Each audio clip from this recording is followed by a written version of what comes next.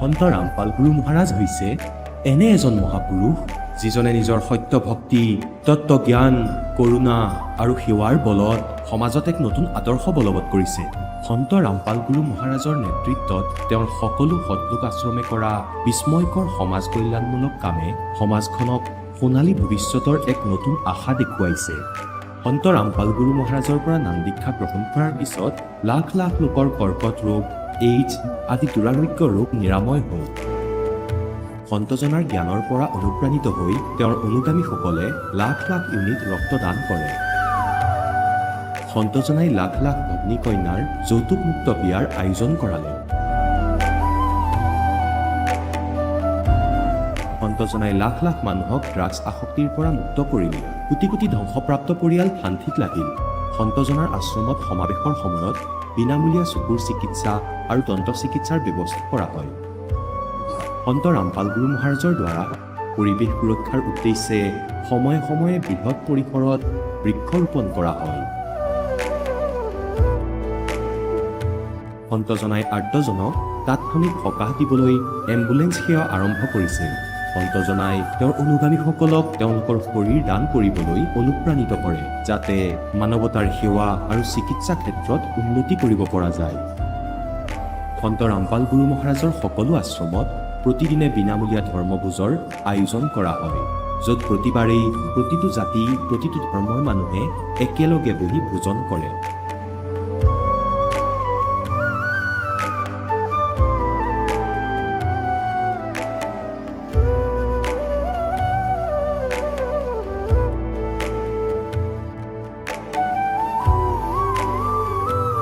সন্ত ৰামপাল গুৰু মহাৰাজৰ আশ্ৰমত সহস্ৰাধিক বৃদ্ধ বৃদ্ধাই শ্ৰদ্ধা আৰু মৰমেৰে জীৱন যাপন কৰাৰ সুযোগ পায়। তেওঁলোকৰ থকা খোৱাৰ আৰু স্বাস্থ্যৰ সম্পূৰ্ণ দায়িত্ব সন্ত ৰামপাল গুৰু মহাৰাজে বহন কৰে। অনাথ শিশুৰ বাবে সন্ত ৰামপাল গুৰু মহাৰাজৰ সকলো আশ্ৰম বিশেষ বৰদানতকৈ কম নহয়, য'ত তেওঁলোকক শিক্ষা, সংস্কাৰ আৰু ভৱিষ্যতৰ বাবে উন্নত সুবিধা প্ৰদান কৰা হয়। বানপানী, ভূঁইকঁপ বা মহামাৰী যিয়েই নহওক, সন্ত ৰামপাল গুৰু মহাৰাজ আৰু তেওঁৰ অনুগামীসকল সদায় আৰ্তজনৰ বাবে আগৰণুৱা হৈ থাকে। ক'ভিড মহামাৰীৰ সময়ত সন্ত ৰামপাল গুৰু মহাৰাজৰ আশ্ৰমৰ পৰা কোটি কোটি লোকক খাদ্য, ঔষধ আৰু জীৱন ৰক্ষক সামগ্ৰী যোগান ধৰা হৈছিল। দুখীয়াক সকাহ কৰাই হওক বা যিকোনো শোষিত বা নিপীড়িত শ্ৰেণীৰ অধিকাৰ আৰু মৰ্যাদাৰ বাবে যুঁজ দিয়াই হওক, সন্ত ৰামপাল গুৰু মহাৰাজে সদায় তেওঁলোকৰ সকলো ন্যায্য দাবী চৰকাৰৰ ওচৰলৈ লৈ গৈছে আৰু তেওঁলোকক উপযুক্ত ন্যায় প্ৰদানৰ ক্ষেত্ৰত গুৰুত্বপূৰ্ণ ভূমিকা পালন কৰি আহিছে। সমাজত আধ্যাত্মিক আৰু সামাজিক মূল্যবোধৰ প্ৰতি সজাগতা অনাৰ প্ৰতিটো পদক্ষেপতে সন্ত ৰামপাল গুৰু মহাৰাজ মানৱতাৰ প্ৰকৃত সেৱক হিচাপে প্ৰমাণিত হৈছে। সন্ত ৰামপাল গুৰু মহাৰাজৰ জীৱনে আমাক শিকাইছে যে প্ৰকৃত সেৱা সেইটোহে যিটো নিস্বাৰ্থভাৱে কৰা হয়। আহক আমিও এই মহান সন্তজনৰ এই মহান সেৱাৰ কামত যোগ দিওঁ আৰু সন্ত ৰামপাল গুৰু মহাৰাজৰ পৰা নাম দীক্ষা লৈ আমাৰ জীৱন ধন্য কৰি তোলোঁ।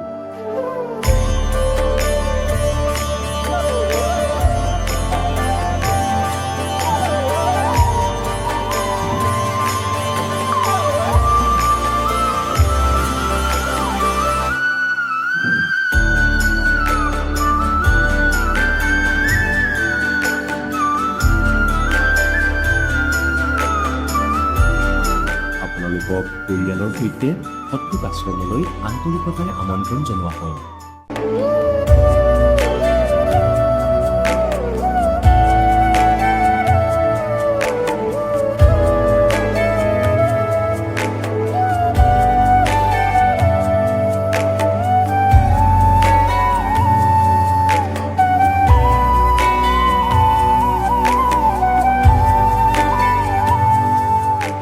নমস্কাৰ। নমস্কাৰ ছাৰ। আপোনাৰ শুভ নামটো? মোৰ নাম চঞ্চল চৌধুৰী। আপুনি ক'ৰ পৰা আহিছে? মই বালিপৰা শোণিতপুৰ অসমৰ পৰা আহিছোঁ। আপুনি সন্ত ৰামপাল গুৰু মহাৰাজৰ পৰা নাম দীক্ষা কেতিয়া লৈছিল? মই সন্ত ৰামপালজী মহাৰাজৰ পৰা 12 ফেব্ৰুৱাৰী 2024 লৈছোঁ। সন্ত ৰামপাল গুৰু মহাৰাজৰ পৰা নাম দীক্ষা লোৱাৰ আগতে আপুনি কেনেধৰণৰ ভক্তি সাধনা কৰিছিল? আমি সন্ত ৰামপালজী মহাৰাজৰ নাম দীক্ষা নোলোৱা আগতো এনে হিন্দু সমাজৰ যি দেৱী দেৱতা আমি ব্ৰহ্মা বিষ্ণু মহে দুৰ্গা পূজা আমি বেছি মানিছিলোঁ।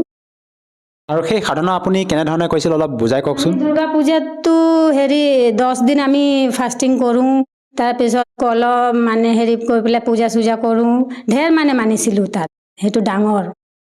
আপুনি যিহেতু আপোনাৰ হিন্দু সমাজত প্ৰচলিত পৰম্পৰাগত ভক্তি সাধনা কৰি আছিল, তেনে ক্ষেত্ৰত আপুনি সন্ত ৰামপাল গুৰুমাজৰ শৰণলৈ কিয় আহিব লগা হ'ল? আমাৰ এইটো ডাঙৰ কথা, এইটো আমাৰ ভিনদেউ আগতে লৈছিলে, দিল্লীত থাকে এইটো ভিনদেউটো, দিল্লীত মানে ভিনদেউ লৈছিলে নামটো। তেতিয়া আমি যে মোৰ বাইদেউ ফোন কৰিছিলে, তেতিয়া কৈছে যে চাওঁ না ভিনদেউ নামটো লৈ লৈছে সন্ত ৰামপালজী মহাৰাজৰ, আৰু মাছ মাংস একো মানে আমাৰ বিজনেছটো মানে মোৰ ভিনদেউৰ ডিমৰ বিজনেছ আছিলে, সেইটো নকৰে, দোকান বন্ধ কৰি দিব কৈ আছে। এতিয়া পোৱালীবিলাকৰ পৰা আমি কৰিম, মানে কষ্ট হৈ আছিলেতো, সেইকাৰণে আমিও ফোন কৰি পেলাই মানে ভিনদেউক মানে কি ধমকি দিছিলোঁ যে আপুনি এইবিলাক নকৰিলে কেনেকুৱা পোৱালীহঁতক কেনেকুৱা পঢ়িব, কেনেকুৱা খাব, আপুনি কি কৰিলে? সেইটো একো নহয়, গুৰু ঢেৰ আছে ইণ্ডিয়াত, এনে ঢংগী গুৰু আছে, আপুনি কিয় এনেকুৱা কৰিলে? তেতিয়া আমাক যে ফোন কাটি দিয়ে, নকৰে, মানে আমি কৰিলেও মানে ৰিং কৰিলেও নুঠায়, সেয়েহে নকৰোঁ, পলাই যায় মানে ঘৰৰ পৰা, বাইদেউক কাজিয়া কৰে, সি পলাই যায়। তাৰপিছত এদিন গ'লোঁ দিল্লীত, তাৰপিছত তাত মানে অৱতৰণ দিৱস আছিলে, তেতিয়া আমাক লৈ গ'লে, তেতিয়া আমাৰ দিদিও লৈ ল'লে, আমাৰ বাইদেউ এজনী আছিলে যে সিও লৈছে নাম, সিও জ্ঞান শুনি পেলাই লৈ ল'লে। তেতিয়া মোৰ বাইদেউক মই ক'লোঁ যে তয়ো লৈ ল'লি কিয়? এতিয়া কি কৰি খাই আছ তহঁতে? পৰমাত্মাই খুৱাব নহয় আমাক চিন্তা নাই, আমি ল'লোঁ, আমি সতলোক যাম, এনেকুৱা মোক কৈ আছে। মই ক'লোঁ কেনেকুৱা সতলোক যাবি? মানে মই একো বুজা নাছিলোঁ। তাৰপিছত এদিন গ'লোঁ দিল্লী, তাত অৱতৰণ দিৱস আছিলে, তেতিয়া আশ্ৰমত লৈ গ'ল মোক। তেতিয়া লৈ গ'ল মোক, মানে কেনেকুৱা লাগি আছে, আমি মন্দিৰত যাওঁতো আমি মানে বেলেগ কেনেকুৱা পূজা কৰোঁ, আৰু তাত প্ৰথমবাৰ গ'লোঁ যে, তাৰপিছত মোক চাই পেলাই আৰু ভকতবিলাকে মোক আহি গ'লে বুজাবৰ কাৰণে, এনেকুৱা কথা তই লৈ ল, এনেকুৱা এইটো মানে ধৰ্ম নল'লে মক্ষ প্ৰাপ্ত নকৰিবি, কুকুৰ গাধা হৈ পেলাই ফুৰি থাকিবি। মই হাঁহো, তেনেকুৱা হয় নেকি? মানুহেহে হ'ব, এনেকুৱা মই ভাবি আছোঁ। তেতিয়া সিহঁতে বুজাইছে, মই বুজিছোঁ, মই কৈছোঁ, সিহঁতে কৈ আছে কেতিয়া নাম ল'বি? লৈ ল, এতিয়া লৈ ল। নলওঁ, মই নলওঁ, মোৰ বিজনেছ মই শুকান মাছ বিক্ৰী কৰিম, মই কেনেকুৱা, মোৰোতো সৰু পোৱালি আছে দুটা, মই কেনেকুৱা চলাম? এনেকুৱা কৈ পেলাই মই লোৱা নাছোঁ, মই বুজিছোঁ জ্ঞানটো অলপ ভালে লাগিছে। তাৰপিছত আহি গ'লোঁ অসমত, আকৌ এবাৰ 2-3 মাহ পিছত আকৌ গ'লোঁ। তাৰপিছত তাতো প্ৰকট দিৱস আছিলে। তাৰপিছত মোৰ ভিনদেউয়ে কৈছে, এটা বুক দিছে মোক, হিন্দু চাহেবান নেহি সমঝে গীতা বেদ পুৰাণ, এইটো বুক দিছে মোক, কৈছে পঢ়িবা, তাত গৈ পেলাই নিদিবা, আৰু অকল দোকানত গৈ বিজনেছ কৰি থাকা, সেইটো পঢ়িবা। তেতিয়া মই দোকানত মানে লৈ গ'লোঁ, তাতে থলোঁ, টাইম পাছ এনে পঢ়িছোঁ। তেতিয়া ইমান জ্ঞান বুজি পেলাই একেবাৰে মই পঢ়াৰ লগে লগে, তাৰপিছত মই লাষ্টৰ পেজত মানে ফোন নম্বৰ লিখা থাকে, মই ভিনদেউকো ফোন নকৰিলোঁ। তাৰপিছত সেইটো ফোন নম্বৰ ফোন কৰিলোঁ, আশ্ৰমত ফোন লাগিলে, মই ক'লোঁ যে কেনেকুৱা মই নাম দীক্ষা ল'ব বিচাৰি আছোঁ, কেনেকুৱা ল'ম? তাৰপিছত আমাৰ ওচৰতে বালিপাৰ ওচৰতে এটা জেগা আছে হেলেম, তাত এটা নামদান চেণ্টাৰ আছে, সেইটো নাম্বাৰটো কণ্টেক্ট মোক দিলে, মই তাত ফোন কৰিলোঁ। তাৰপিছত তাত গৈ পেলাই নাম দীক্ষা ল'লোঁ। তাৰপিছত মোৰ ছোৱালীও মানে বেছি মাছ মাংস খায়, সি মাছ মাংস নহ'লে ভাতে নাখায়, সি ভোকতে থাকে। মই ক'লোঁ মই ল'ম, আৰু পোৱালি নল'লে কেনেকুৱা মই কৰিম? হে পৰমাত্মা, মই ল'লে, মোৰ পোৱালি নল'লেতো মই কেনেকুৱা, ঘৰততো আৰু মাছ মাংস হৈ যাব, তাৰপিছত কেনেকুৱা আমি আপোনাক সেৱা কৰিম, কেনেকুৱা মন্ত্ৰ জাপ কৰিম, এনেকুৱা ভাবি আছোঁ, চিন্তা কৰিছোঁ। তাৰপিছত মোৰ ছোৱালীও গৈ পেলাই ডাইৰেক্ট কৈছে, মা ময়ো ল'ম তোৰ লগত নাম ময়ো ল'ম। মই ছোৱালী দুয়োটাকো একেলগতে ল'লোঁ। তাৰপিছত মোৰ মা কৈছে নাই, মই নলওঁ, মইতো ব্ৰহ্মা বিষ্ণু মহেশক পূজা কৰি আছোঁ, গুৰুজীতো ব্ৰহ্মা বিষ্ণু মহেশকে কথা কৈ থাকে বাৰে বাৰে, সি জ্ঞান বুজা নাছিলে। তাৰপিছত সিও দিল্লী গ'ল, তাৰপিছত ফেব্ৰুৱাৰীত দিল্লী গ'লে, তাৰপিছত সিও নাম লৈ ল'লে জ্ঞান শুনি পেলাই তাত। যিহেতু আপুনি সন্ত ৰামপাল গুৰুমাজৰ জ্ঞান বুজি, তেখেতৰ সৎসং প্ৰবচন শুনি ভালদৰে জ্ঞান বুজিয়ে তেখেতৰ পৰা নাম দীক্ষা লৈ ভক্তি সাধনা কৰি আছে, আৰু আমি বিভিন্ন শ্ৰদ্ধালুসকলৰ যেতিয়া অনুভৱ শুনো, আপোনালোকৰ সন্ত ৰামপাল গুৰুমাজৰ শিষ্যসকলে মত ব্যক্ত কৰে যে তেওঁলোকে নাম দীক্ষা লোৱাৰ পিছতে বিভিন্ন প্ৰকাৰে লাভ পোৱা বুলি। আপুনি সন্ত ৰামপাল গুৰুমাজৰ পৰা নাম দীক্ষা লোৱাৰ পিছত কেনেধৰণৰ লাভ পাইছে? মইতো বৰ এটা ডাঙৰ লাভ পাইছোঁ। মোৰ ল'ৰাৰ গুপ্ত ৰোগ আছিলে এটা। সেই মানে সৰুৰ পৰা মই তাৰ মেডিকেল দিল্লী যেতিয়া যাওঁ তেতিয়া মই তাক চেকআপ কৰাওঁ। তেতিয়া ডক্টৰে মানে কৈ দিলে ইয়াক কোনো ঔষধ দিলে সেইটো ভাল নহ'ব, অপাৰেশ্যনে কৰিব লাগিব তাক। অপাৰেশ্যনে এটা তাৰ ৰাস্তা আছে। তেতিয়া মই এইবাৰ গ'লোঁ গুৰুজী সন্ত ৰামপালজী মহাৰাজৰ নাম লৈ পেলাই এইবিলাক গ'লোঁ। মই ভাবিলোঁ এতিয়া ডাঙৰ হৈছে, 14 বছৰ হৈ গ'ল, এতিয়া মই অপাৰেশ্যন কৰিয়ে দিওঁ। তাৰপিছত গ'লোঁ, ৰিপৰ্টটো আকৌ কৰিলে হস্পিটেলত। তেতিয়া ৰিপৰ্টত একেবাৰে নৰ্মেল আহিছে। ডক্টৰে কৈ আছে নালাগে অপাৰেশ্যন কৰিব। এইটো কেনেকৈ সম্ভৱ? এজন সন্তৰ পৰা নাম দীক্ষা লোৱাৰ পিছতে আপুনি যেতিয়া আপোনাৰ সন্তানৰ যি গুপ্ত ৰোগৰ কথা ক'লে, সেয়া চেকআপ কৰিব যাওঁতে দ্বিতীয়বাৰ যেতিয়া ডক্টৰে কৈছে অপাৰেশ্যন কৰিব নালাগে, কিন্তু পূৰ্বতে ডক্টৰে অপাৰেশ্যন কৰিব দিছিলে, এইটো কেনেকৈ সম্ভৱ? এজন সাধাৰণ সন্তৰ পৰা নাম দীক্ষা লোৱাৰ পিছতে যে এনেকুৱা ধৰণৰ চমৎকাৰ আপোনালোকে পাইছে? এইটো কি ক'ম, এইটো মানে প্ৰমাণিত মানে আমাৰ গুৰুজী যে কয় শাস্ত্ৰ অনুকূল ভক্তি আমাক দিয়ে। এইটো ল'লে মানে মন্ত্ৰ এনেকুৱা আছে যে এইটো ল'লে ভাল হৈয়ে যায় মানুহ। আৰু আমি শুনিছোঁ আপোনালোকৰ গুৰু সন্ত ৰামপাল গুৰুমাজৰ পৰা নাম দীক্ষা লোৱাৰ পিছতে বহুতে হেনো নিচাও ত্যাগ কৰিব পাৰে। এই কথাষাৰ কিমান দূৰ সত্য? একেবাৰে 110% সত্য। এইটো লোৱাৰ জ্ঞান শুনিলেহে নিচাটো এৰি যায়, নিজে নিজে এৰি যায়। এইটো ক'বই নালাগে নিচা এৰিবৰ কাৰণে মানুহবিলাকক। আপুনি সন্ত ৰামপাল গুৰুমাজৰ পৰা নাম দীক্ষা লোৱাৰ পিছত আৰু অন্য কিবা লাভ পাইছেনে? আমি তেনে সৰু মোৰ ডেইলি লাভ পায়ে থাকোঁ। আগতেই মোৰ গেষ্ট্ৰিক প্ৰব্লেম মানে সৰুৰ পৰাই, যেতিয়াৰ পৰা মই বিয়া হৈছোঁ তেতিয়াৰ পৰাই মোৰ গেষ্ট্ৰিক প্ৰব্লেম ঢেৰ আছিলে। এদিনো ঔষধ নাখালে মই থাকিবই নোৱাৰোঁ। পেট বিষ আৰু গা বিষ হৈয়ে থাকে মানে কিবা কিবি। এতিয়াতো মই এদিনো যেতিয়াৰ পৰা নাম লৈছোঁ তেতিয়াৰ পৰা এদিনো ঔষধ খোৱা নাই আৰু এনে ভালদৰে মই আছোঁ। যিহেতু আপুনি সন্ত ৰামপাল গুৰুমাজৰ পৰা নাম দীক্ষা লোৱাৰ পিছতে বিভিন্ন প্ৰকাৰে লাভ পালে, আপোনাৰ ল'ৰাৰ যি গুপ্ত ৰোগ আছিলে সেই সন্তানৰ গুপ্ত ৰোগৰ পৰা পৰিত্ৰাণ পাইছে, মুঠতে আপুনি শাৰীৰিকভাৱে হওক বা আৰ্থিকভাৱে হওক বিভিন্ন প্ৰকাৰে লাভ পাইছে। যিসকল দৰ্শকে আজি আপোনাক টিভি স্ক্ৰীণত প্ৰত্যক্ষ কৰি আছে, তেওঁলোকক আপুনি কি বাৰ্তা দিব বিচাৰে যাতে তেওঁলোকেও আপোনাৰ দৰে উপকৃত হ'ব পাৰে? মই সমাজত কি সন্দেশ দিম? মই যেনেকুৱা সুখিত হৈছোঁ এতিয়া, আপোনালোকেও এনেকুৱা সুখিত হ'ব পাৰে। যেনেকুৱা এতিয়া মোৰ ল'ৰা 14 বছৰীয়া অপাৰেশ্যন হোৱা কথা ডক্টৰে কৈছিলে। এতিয়া নাম দীক্ষা লোৱাৰ পিছত মোৰ ল'ৰাটো ভাল হৈ গ'ল। যি মোৰ ছোৱালী এটা আছিলে, সি মাছ মাংস নাখালে, ভাতে নাখায়, এতিয়া সিও নাম দীক্ষা লৈ পেলাই আমি সুখিত হ'লোঁ। আমি চবে নাম দীক্ষা ল'লোঁ, আমি এতিয়া সুখিত আছোঁ। তেনেকুৱা আপোনালোকেও সুখিত হ'ব পাৰে। আমাৰ গুৰুজী সন্ত ৰামপালজী মহাৰাজৰ ওচৰত গৈ পেলাই জ্ঞান শুনি পেলাই নাম দীক্ষা ল'লে আপুনিও মোক্ষ প্ৰাপ্ত কৰিব পাৰিব। যদিহে কোনো লোকে সন্ত ৰামপাল গুৰুমাজৰ পৰা নাম দীক্ষা ল'ব বিচাৰে, সহজভাৱে কেনেকৈ ল'ব পাৰিব? এতিয়াতো চব মানুহৰ হাতে হাতে মোবাইল থাকে। সেইটো মোবাইলত সন্ত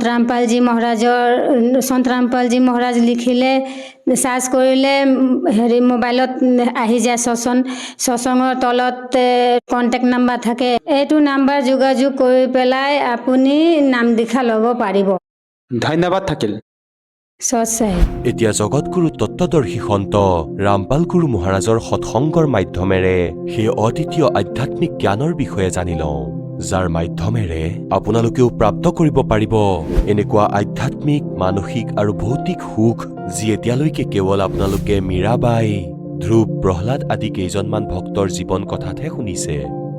এতিয়া শুনক তত্ত্বদৰ্শী সন্তৰ সৈতে শাস্ত্ৰ অনুকূল ভক্তি সৎসংগ, এনেকুৱা অদ্বিতীয় আধ্যাত্মিক জ্ঞান যাৰ প্ৰমাণ আছে সকলো ধৰ্মৰ সকলো পবিত্ৰ শাস্ত্ৰত। এতিয়া শিৱজীৰ মূৰৰ পেৰেলেলত আহি এনেকৈ ওপৰত হাৱাত স্থাপিত হ'ল। তেতিয়া শিৱজীয়ে এনেকৈ ল'লে, শিৱজীৰ হাতত আহি গ'ল। তেতিয়া পৰমাত্মাই ক'লে যে তেওঁলোকক কোৱা এজনী কুঁৱাৰী গাই লৈ আহক আৰু ইয়াৰ ওপৰত আপুনি হাত থৈ দিব মহাত্মাজী, যি গাখীৰ দিব সেয়া খাম মই। 60 বাৰ ক'লে সন্তানটোৱে, 60 বাৰ চৰ্চা কৰিলে। বিষ্ণু পৰমাত্মাই শিৱজীক আৰু তেওঁ দেখি আছিলে নিৰু আহি গ'ল। নিমাই চাই এয়াই ভাবি আছিলে যে এই মহাত্মাৰ ইমান গুণ আছে যে মোৰ সন্তানক ওপৰলৈ উঠাই দিলে। এই মহাত্মাতেই এই গুণ আছে, তেওঁই কৈছে এই সন্তানটো 25 দিনৰ। अब कहते हैं जगत का पेखना पेखा धनी का नाम ना लेखा। আৰু এই সকলোবোৰ কাৰ্য সাধুৱেও মানি আছে। যিয়ে আদেশ আছিল, শংকৰ ভগৱানে ক'লে যে নিৰুজোৱা এজনী কুঁৱাৰী গাই লৈ আহা আৰু কুমাৰৰ পৰা এটা পৰিষ্কাৰ বাচন লৈ আহা। সৰু চাই তেওঁ লৈ আহিলে। ভগৱান শিৱজীয়ে তাৰ পিঠিত হাতটো থলে। দীঘল দীঘল স্তন হৈ গ'ল গাখীৰ। নিজে নিজে ওলাব ধৰিলে সেই গাখীৰ থোৱা পাত্ৰ, ধাৰা বব ধৰিলে। পৰিষ্কাৰ পাত্ৰ যে লৈ আহিছিলে সেই কুমাৰৰ ঘৰৰ পৰা তলত থৈ দিলে। ভৰাৰ পিছত বন্ধ হৈ গ'ল। তেতিয়া পৰমাত্মাক গাখীৰ খুৱালে, ঘোটে ঘোটে পি গ'ল। এতিয়া সেই লীলা ভগৱানে কৰে, বেদে কয়, আৰু এইবোৰ ভগৱানৰ ইতিহাসে কয়, আৰু তেওঁলোকৰ লীলাই কয় ইয়া কৰিছিলে। তেন্তে পৰমাত্মা কোন? বেদে কয় যে কুঁৱাৰী গাইৰ গাখীৰ খায়, আৰু খালে কোনে? কিছুমানৰ ঘৰত গাই ৰাখিছিলে, দুটা দুটা, চাৰিটা চাৰিটা। এয়া দুটা এওঁ খালে, কুঁৱাৰী গাইৰ খালে। তেওঁৰ জীৱনীত লিখা আছে, এয়া চাওক, এয়া কবিৰ সাগৰ। ইয়াৰ ভিতৰত পৰমাত্মাৰ লীলা লিখা আছে। এয়া হৈছে পঞ্চম বেদ, সূক্ষ্ম বেদ, খেমৰাজ শ্ৰীকৃষ্ণ দাস প্ৰকাশন, বোম্বাই। এয়া তাৰ পৰা প্ৰকাশিত হৈছে। ইয়াত প্ৰথম খণ্ড কবিৰ পন্থী ভাৰত পথিক স্বামী যুগলানন্দ বিহাৰীৰ দ্বাৰা পৰিষ্কৃত, অৰ্থাৎ কবিৰ পন্থীৰ দ্বাৰা লিখা আছে। দাসে একো লিখা নাই নিজৰ ফালৰ পৰা। মুদ্ৰক এবং প্ৰকাশক হৈছে খেমৰাজ শ্ৰীকৃষ্ণ দাস, অধ্যক্ষ শ্ৰী বেংকটেশ্বৰ প্ৰেছ, খেমৰাজ শ্ৰীকৃষ্ণ দাস মাৰ্গ, বোম্বাই।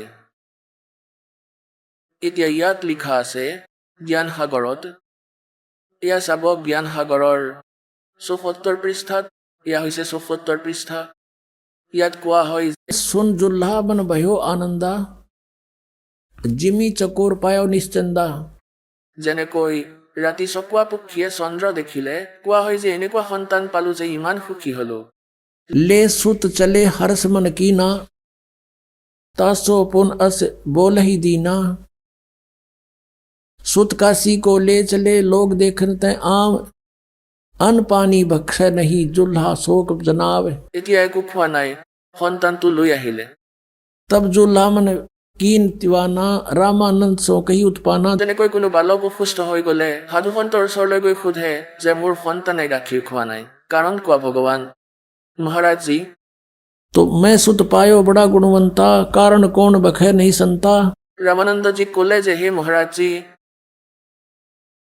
আমাৰ পুত্ৰ বালকে একো খোৱা নাই। এটা বালক পাইছিলো আমি কমলৰ পুষ্পত। रामानंद ध्यान तब धारा, जुल्हा सो तब वचन उचारा। पूर्व जन्म तुम ब्राह्मण जाति, हरि सेवा की नी भली बाती।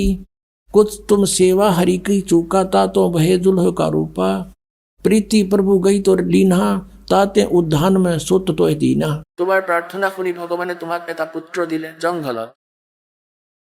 हे प्रभु जस कीन तस पायो, आर्त हो तो दर्शन आयो।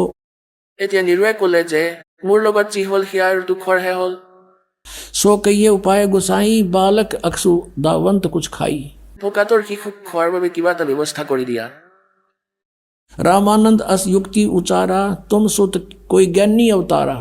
তোমাৰ যি পুত্ৰ কোনো বিদ্যৱান পুৰুষ হয়। बछिया जाही बैल नहीं लागा, अर सोले ठाड करो ते ही आगा। এজনী গৰুৰ পোৱালি লৈ আহা যাক ষাঁড় গৰুৱে চোৱা নাই, অৰ্থাৎ আনটাচ কুঁৱাৰী গাই লৈ আহা। আৰু दूध चले ते ही थनते दूध धरो छिपाई, अक्षुतावंत जब होवे ता कहे देव खवाई।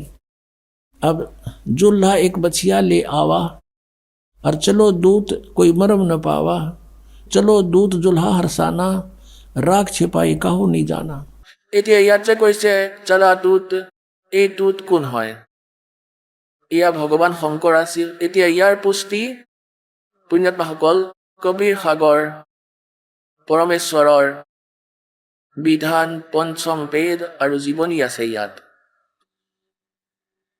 সেই পৰমেশ্বৰে আজি এই মধ্যম পিঢ়িৰ প্ৰথম খবৰ দিছিল। আৰু তেওঁ কি কৈছিলে? কাল আৰু পৰমাত্মাৰ তপ্তশিলাৰ ওপৰত বাৰ্তা হৈছিল। তেতিয়া কালে কৈছিল যে 3 युगों में जीव कब ले जाना। और चौथा युग जब कलयुग आवे, तब तब शरण जीव बहु जावे।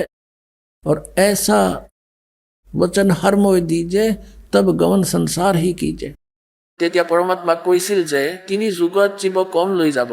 ভগৱান আপুনি আহিছে যেতিয়া জীৱ ল'বলৈ, আৰু চতুৰ্থ যুগ কলি যুগত যিমান ইচ্ছা লৈ যাব। তেতিয়া পৰমাত্মাই ক'লে ঠিক আছে তথাস্তু। এটা বচন আৰু লৈছিল ভগৱানৰ পৰা যে পৰমাত্মা যি আপোনাৰ জ্ঞান মানিব সি আপোনাৰ, আৰু মোৰ জ্ঞানৰ যি আধাৰিত হয় ই নকল জ্ঞানৰ, তেন্তে সেইজন মোৰ, তেওঁক লৈ নাযাব। পৰমাত্মাই ক'লে যে তেওঁলোক যোগ্যৰেই নহয়।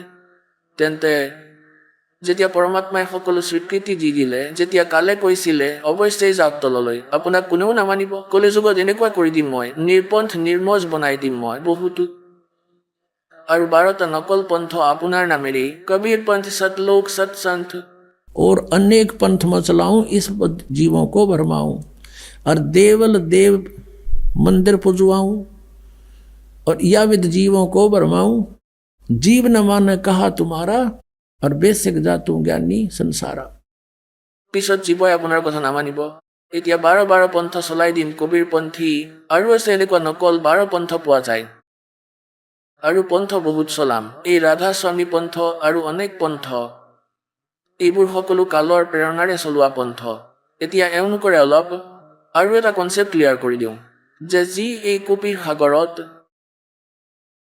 কবিৰ পন্থীয়ে অজ্ঞানতাৰে কিছু কাটিং কৰি দিলে, কিছু মিহলাই দিলে, নিজৰ অনুসাৰে তেওঁলোকে ইয়াত কিছুমান খেলিমেলি কৰিছে, কিন্তু তথাপিও তেওঁলোকে এই সত্যক লুকুৱাব নোৱাৰিলে।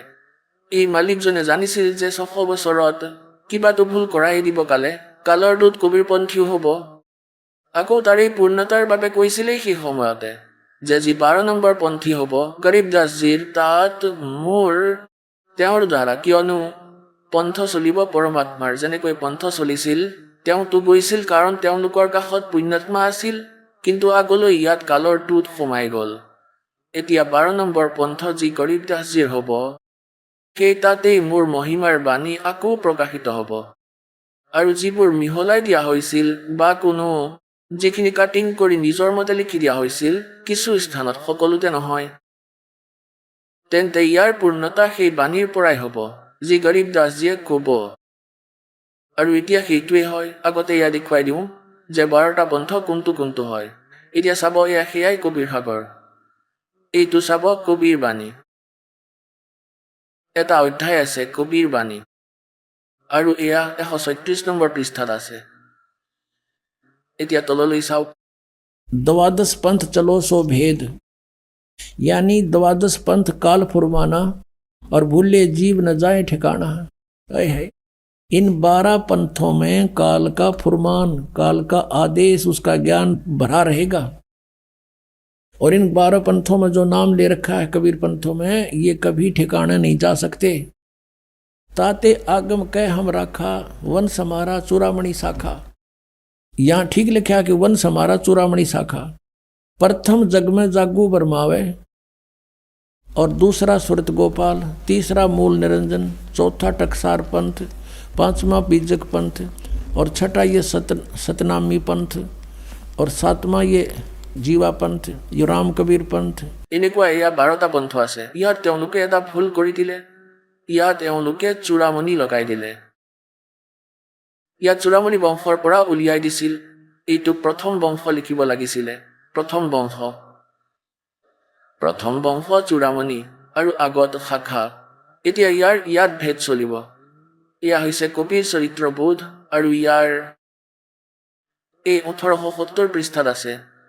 1870 পৃষ্ঠাত ইয়াত চাব। কবিৰ চাহেবৰ পন্থৰ বৃত্তান্ত নম্বৰ 1ত আছে নাৰায়ণ দাসৰ পন্থ। ইয়াত এয়া তেওঁলোকে নাৰায়ণ দাস পন্থ ভুল লিখি দিলে, কাৰণ নাৰায়ণ দাস কবিৰ দাসৰ পৰা সদায় বিমুখ আছিল। তেওঁতো এয়া স্বীকাৰেই কৰা নাছিল। ইয়াত লিখিব লাগিছিল প্ৰথম চূড়ামণি পন্থ, আৰু দ্বিতীয় ইয়াগু দাস, তৃতীয় সুৰত গোপাল, চতুৰ্থ মূল নিৰঞ্জন, পঞ্চম তকসাৰী পন্থ, আৰু ষষ্ঠ ভগৱান দাসৰ পন্থ, সত্যনামী সপ্তম, অষ্টম কমালী পন্থ। এয়া কামালৰ পন্থ, কামালীয়ে লিখিব লাগিছিল। ৰাম কবিৰ পন্থ নৱম, প্ৰেম ধামৰ বাণী দশম, আৰু একাদশ জীৱা পন্থ, আৰু দ্বাদশ গৰীব দাসৰ পন্থ। এই গৰীব দাস চূড়ানীৰ তেওঁৰ দ্বাদশ পন্থ। ইয়াত ক্লিয়াৰ লিখা আছে। এতিয়া আগলৈ চাওক তেওঁৰ বাণীত আকৌ কেনেকৈ লিখা আছে। ইয়াৰ পৰা এইটো বুজা যাব যে তেওঁ ক'ত কৈ আছে। এতিয়া আমি আহিছোঁ কবিৰ বাণী বোধ সাগৰ। কবিৰ বাণী 136 পৃষ্ঠাত। द्वादश पंथ चलो सो भेद। अब द्वादश पंथ काल फुरमाना, भूले जीव न जाए ठिकाना। এয়া কবিৰ পৰমেশ্বৰৰ বাণী। और ताते आगम कह हम व्याख्या। আমি ভৱিষ্যতৰ কথা কৈ দিলো তোমাক। ধৰমদাস আৰু বংশ আমাৰ এইটো প্ৰথমতে লিখিব লাগিছিল। प्रथम हमारा चूड़ामणि शाखा। এইটো চূড়ামণি হয় আমাৰ প্ৰথম শাখাৰ। ইয়াত তেওঁলোকে ইয়াত প্ৰথম লিখি দিলে। ইয়াত আকৌ জাগো লিখি প্ৰথমে এইটো হ'ব লাগিছিলে। প্ৰথমৰ ঠাইত জাগো লিখি দিলে। য'ত নেকি লিখিব লাগিছিল প্ৰথম, এই চূড়ামণিক প্ৰথমত লিখিব লাগিছিল। তেতিয়া পূৰণ হ'ব 12। যি অজ্ঞানতা তেওঁলোকে কৰিছিল এইটো স্পষ্ট হয়। ताते आगम कह हम राख्या वंश हमारा चूड़ामणि शाखा। ये प्रथम समझो। এতিয়া প্ৰথম জাগো যিটো আপোনালোকে প্ৰথমে ইয়াত দেখিছিলে, কিয়নো এইটো পেৰেলেল চলিব, তেতিয়া বুজি পাব। বহুতো মেৰ খাই আছে। প্ৰথম নাৰায়ণ দাসে লিখিছিল, ইয়াত লিখিব লাগিছিল চূড়ামণি, আৰু দ্বিতীয়ত জাগু, আৰু তৃতীয়ত চোৰত গোপাল, চতুৰ্থ মূল নিৰঞ্জন ঠকচাৰৰ পন্থ। এইটো আপুনি মনত ৰাখি যাব, পিছলৈ আকৌ দেখুৱাম ইয়াক। এতিয়া আমি আহিলোঁ কবিৰ বাণীলৈ। কবিৰ বোধ সাগৰৰ 136 নম্বৰ পৃষ্ঠাৰ পৰা। প্ৰথমতে জাগু লিখি দিলে এওঁলোকে, দ্বিতীয়তে জাগু হ'ব লাগিছিল, আৰু তৃতীয়তে চোৰত গোপাল, মূল নিৰঞ্জন এনেদৰেই হ'ব লাগিছিল। তাত ক্লিয়াৰ লিখা আছে তকচাৰৰ ভেদ। এয়া বীজক পন্থ, জীৱাৰ পন্থ কৈছিল ইয়াত। ষষ্ঠ হৈছে সতনামী, পিছত ৰাম কবিৰ পন্থ, আকৌ জ্ঞানী পন্থ। দশম আৰু একাদশ এইটো ভেদ পৰম ধামৰ বাণী, আৰু এইটো পৰম ধামৰ বাণী যি পন্থ হয় এয়া দশম হয়। এয়া একাদশ হয়, দশম লিখা আছে। আৰু দ্বাদশত আছে 1775। এয়া মিছপ্ৰিণ্ট হৈছে ইয়াত। চন 1775 লিখা আছে, 74 হ'ব লাগে। চন 1774ত গৰীব দাসজীৰ জন্ম হৈছিল, আৰু এই দ্বাদশ পন্থ গৰীব দাসৰ পন্থ। চন 1774 আৰু চন 1717ত গৰীব দাসজীৰ জন্ম হৈছিল। और ता दिन प्रेम प्रगटे जग सोई। অৰ্থাৎ গৰীব দাসজীৰ পিছত কবিৰ চাহেবৰ আকৌ মহিমা হ'ল অলপ। আগলৈ চাওক। आज्ञा रहे ब्रह्म बोध लावे, कोली चमार सब के घर खावे। साख हमारी लेस जीव समझावे, असंख्यों जन्म ठोर नहीं पावे। ये 12वें पंथ प्रगट है वाणी। এয়া দ্বাদশ পন্থৰ বিষয়ে কৈ আছে যে মোৰ মহিমাৰ বাণী প্ৰকট আকৌ হ'ব। দ্বাদশ পন্থ 12 নম্বৰ পন্থ গৰীব দাসৰ পন্থ আকৌ চাই লওক। এয়া হৈছে কবিৰ চৰিত্ৰবোধত, আৰু 1870ৰ পৰা কবিৰ চাহেবৰ 12টা পন্থৰ বৃত্তান্ত। এয়া 12 নম্বৰ পন্থ গৰীব দাসৰ পন্থ। এতিয়া 12 নম্বৰ পন্থলৈ আকৌ আহি গ'লো 136-37 পৃষ্ঠা বোধ সাগৰৰ আৰু কবিৰ বাণী চেপ্টাৰৰ। 12वें पंथ प्रगट हुआ वाणी। हवे होता ही हो। 12वें पंथ प्रगट हुआ वाणी, और शब्द हमारे का निर्णय ठानी। গৰীব দাসৰ পৰা মোৰ মহিমাৰ বাণী, মোৰ যথাৰ্থ জ্ঞান আকৌ প্ৰগট কৰোৱাম। পৰমেশ্বৰ কবিৰে গৰীব দাসৰ ভিতৰত সকলো জ্ঞান ফিট কৰি দিলে। তেওঁ পিছত ক'লে আৰু লিপিবদ্ধ কৰা হ'ল। এতিয়া কোৱা হয় 12वें पंथ प्रगट हुआ वाणी, शब्द हमारे की निर्णय ठानी। আমাৰ বাণী বুজিবলৈ চেষ্টা কৰিব গৰীব দাস পন্থে, কিন্তু বুজিব নোৱাৰিব। अस्थिर घर का मर्म ना पावे। ये 12 पंथ हमी को ध्यावे। এতিয়া গৰীব দাসৰ পন্থলৈকে পৰমাত্মাই বেন লগাই দিলে যে এওঁলোক পাৰ হ'ব নোৱাৰে। আকৌ কয় যে 12वें पंथ हम ही चल आवे। গৰীব দাস পন্থত কৈছে যে আগলৈ গৈ আমিয়ে আহিম। और सब पंथ मिटा एक ही पंथ चलावे। ক্লিয়াৰ হৈ গ'লনে যে দ্বাদশ পন্থত মোৰ মহিমাৰ বাণীয়ে প্ৰকট হ'ব। যিখিনি খেলিমেলি কৰা হৈছিলে সেইখিনি আকৌ শুদ্ধ কৰি দিম। এতিয়া দ্বাদশ পন্থত আমিয়ে আহিম। এতিয়া পৰমাত্মা নাহিল, সেইবাবে দাসকে পঠাই দিলে নিজক, কিন্তু শক্তি তেওঁৰেই কাম কৰি আছে। और सब पंथ मिटा एक ही पंथ चलावे। এতিয়া চাই ল'ব কিছুদিনত এই বিশ্বত এটাই পন্থ থাকিব, এটাই ভক্তিৰ মাৰ্গ থাকিব। এতিয়া আকৌ কি কয়, प्रथम चरण कलयुग निराणा, तब मगर मांडो में दाना। धर्मराय से मांडो बाजी, तब धर बोधो पंडित काजी। এতিয়া কৈছিল যে প্ৰথম শৰণ যি হ'ব, তিনিটা শৰণ কৈছে, এটা প্ৰথম, এটা লাষ্ট আৰু এয়া মধ্যম। এতিয়া প্ৰথম কলিযুগৰ পৰা আৰম্ভ হৈছিল, পৰমাত্মা মগৰৰ পৰা সশৰীৰে গৈছিল। লাখ লাখ লোকৰ ব্যক্তিৰ উপস্থিতিত এয়া প্ৰথম শৰণ আছিল। এতিয়া ইয়াৰ পৰা বুজা যাব যে দ্বাদশ পন্থত মোৰ বাণী প্ৰকট হ'ব, সত্য জ্ঞান তেওঁ পাব। আৰু এতিয়া कहते 5505 तब ये शब्द होगा साचा। ओए होए কোৱা হয় যে 5555 বছৰ যেতিয়া কলিযুগত পাৰ হ'ব, তেতিয়া মোৰ এই কথা সঁচা হ'ব যি মই আজি কৈ আছো, যে মই প্ৰকট হ'ম, সকলো জ্ঞান সকলো পন্থক আঁতৰাই এটা পন্থ আৰম্ভ কৰিম। धर्मदास मोरी लाख दुहाई, ये मूल शब्द बार ना जाई, ये बार है। और पवित्र ज्ञान तुम जग में भाखो, मूल ज्ञान तुम गुप्त राखो। मूल ज्ञान जो बाहर पढ़ी, ये बिचली पीढ़ी वंश हंस नहीं तरही। 33 अरब ज्ञान हम बाख्या, और मूल ज्ञान हमने गुप्त ही राख्या। गोय माने गुप्त। मूल ज्ञान तुम तब तक छिपाई, जब लग द्वादश पंथ बिटाई। এতিয়া এই 12টা পন্থৰ নাশ হৈ যাব, কাৰণ তেওঁৰ লগত ভক্তি একো নাই, তেওঁৰ বিধিৰ কোনো এতিয়া সত্যতা আমি প্ৰকট কৰিম। এতিয়া ইয়াত চাব, এয়া কবিৰ বোধ, কবিৰ বাণী আমি পঢ়ি আছো। ইয়াত আৰু কনচেপ্ট ক্লিয়াৰ কৰি দিয়া হ'ল 134 পৃষ্ঠাত। ইয়াত লিখা আছে যে বংশ প্ৰকাৰ, প্ৰথম বংশ উত্তম। এয়া চূড়ামণিজী হয়, এয়া প্ৰথম বংশ উত্তম। দ্বিতীয় বংশ অহংকাৰী, তেওঁ জাগু। और तीसरा वंश प्रचंड, चौथा वंश बिरहे, पांचवा वंश यह निंद्रा, और छठा वंश उदास, सातवां वंश ज्ञान चतुराई, और यो आठवां वंश द्वादश पंथ विरोध, नौवां पंथ वंश पूजा, और 10वें वंश प्रकाश, 11वें वंश प्रगट पसारा, और 12वें वंश हवे प्रगट उजियारा।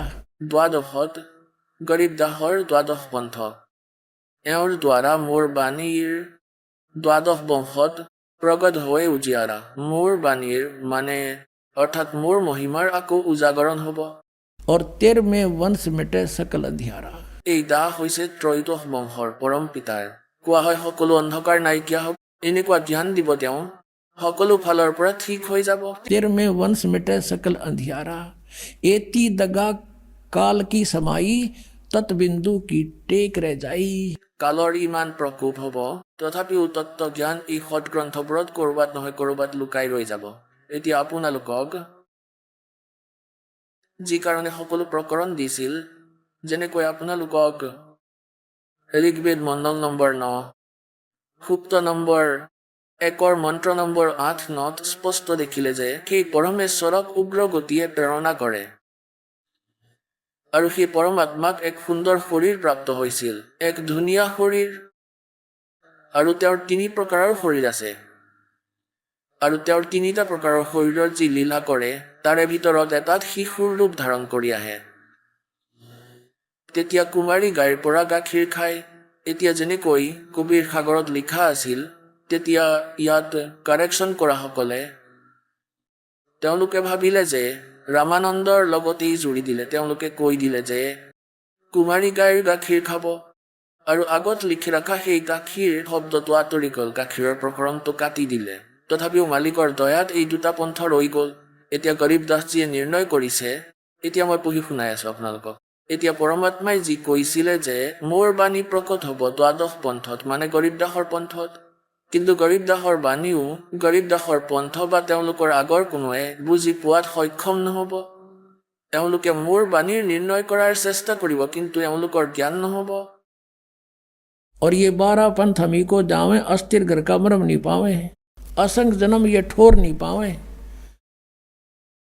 এতিয়া এই দাসৰ লগত কি হ'ল, আমি চুৰাণীলৈ গৈছিলোঁ, য'ত গৰীব দাস, আদৰণীয় গৰীব দাস চাহেবৰ জন্ম হৈছিল, য'ত পৰমাত্মা কবিৰ দেৱে তেওঁক জংঘলত আহি লগ কৰিছিল। আমাৰ পূজনীয় গুৰুদেৱজী তালৈ গৈছিল, এটা লিংক জুৰিব লাগিছিল, আগত লিখা আছিল। সেইবাবে গুৰুজী সতলোকলৈ যোৱাৰ পিছত আমাৰ তাত বহুত বিৰোধিতা হ'ল, কিয়নো আমি সঁচা কওঁ আৰু তেওঁলোকে অনুবাদ ভুলকৈ কৰে আমাৰ গৰীব দাসৰ বাণীৰ, আৰু তেতিয়া আমাৰ আৰু তেওঁলোকৰ নিমিলিল। আমাৰ বেলেগকৈ আশ্ৰম ছেট কৰিব লগা হ'ল। পিছলৈ ইমানেই বিৰোধিতা কৰা হ'ল যে আমাৰ নাজানো আৰু কিমান আমাৰ অপবাদ বিয়পাবলৈ চালে, যে তেওঁ গুণ্ডা হয়, বদমাছ হয়, মিছলীয়া হয়, এনেকুৱা তেওঁলোকে কাণ্ড কৰি দিলে। এনেকুৱাকৈ কিছুমান আৰু বেলেগ পন্থীও লগ দিলে। আৰ্য সমাজৰ যি দাসে সত্যতাকৈ ভেদ খুলি দিলে, তেতিয়া সকলোৱে মিলি বেমেজালি কৰি দিলে।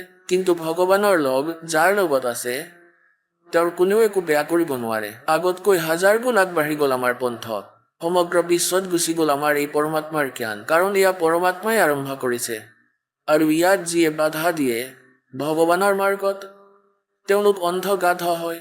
হিৰণ্যকশিপু অন্ধগাধ আছিল, বুকু পলুৱাইহে মানিছিল। कहते हिरणाकुश छाती तोड़वाई और ब्राह्मण बाणा कर्म कसाई। আচাৰ্যই কয় যে অত্যাচাৰ এনেকুৱা কৰে, তেতিয়া কয় এই পাপীয়ে কয় हिरणाकुश छाती तोड़वाई और ब्राह्मण बाणा और कर्म कसाई। এনেকৈতো ভগৱতেও কয়, আৰু কৰ্ম হৈছে নিজৰ সন্তানকো মাৰে অভিমানৰ কাৰণে। এতিয়া কোৱাৰ অৰ্থ এয়াই যে এই আচাৰ্যই কয় আৰু গুৰু আৰু শিষ্যক ভ্ৰমিত কৰে, মিছা কয়। মইতো প্ৰমাণ দেখুৱাইছো, আৰু তোমাৰ তাত যি লিখি ৰাখিছা সি সত্যৰ সৈতে পৰিচয় কৰাই কোৱাচোন, মই ক'ত মিছা ক'লো? মইতো লিখা দেখুৱাওঁ, গুৰুৱে এয়া লিখি ৰাখিছে আৰু বেদে এয়া কৈ আছে। কোৱা মই কেতিয়া মিছা ক'লো? মোৰতো সময়েই নাই মিছা ক'বলৈ, টাইমেই নাই। সকলো সঁচা লিখি ৰাখিছে ভগৱানে। এতিয়া গৰীব দাসজীৰ বাণীত এটা পাৰখৰ অংগৰ চেপ্টাৰ আছে, পাৰখৰ অংগ। তাত বহুত নিৰ্ণায়ক জ্ঞান দিয়া আছে, আৰু তাত কি লিখা আছে? शिव उतरे शिवपुरी से अवगत बदन विनोदे, मैं के कमल खुशी बहे लिया ईस को गोदे। এতিয়া কি কয়? शिव उतरे शिवपुरी से अवगत बदन विनोद और महके कमल खुशी बहे और लिया ईस को गोद। नजर नजर से मिल गई किया ईस प्रणाम।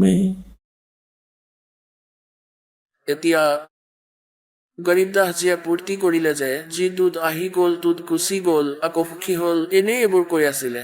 কিছু মিলাই কিছু বাচি কাটি কৰি ৰাখিছে।